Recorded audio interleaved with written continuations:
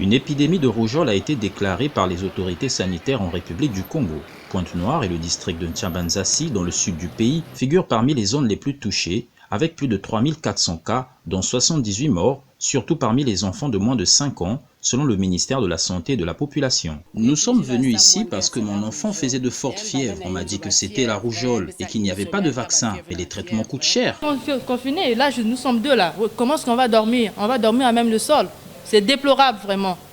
Et puis, l'État congolais devrait nous aider pour les traitements. En cause, l'interruption de la campagne de vaccination durant la période d'état d'urgence due à la Covid-19, ainsi que les idées reçues selon le corps médical. La rougeole apparaît lorsque la couverture de vaccination diminue.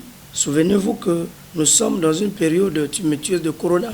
Et dans cette période, il y a eu beaucoup de problèmes, beaucoup de difficultés financières, beaucoup de difficultés de déplacement.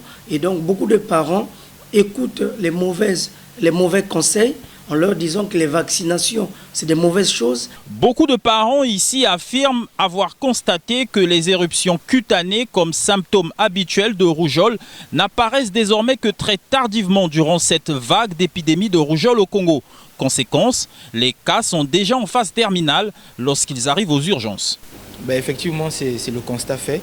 C'est que nombreux sont ceux-là qui sont des parents qui amènent des enfants à l'hôpital à des phases déjà de complications. Dès que vous avez remarqué que votre enfant fait de la fièvre, tout enfant qui fait de la fièvre, le plus important c'est d'emmener l'enfant à l'hôpital ou vous-même vous dirigez vers un hôpital.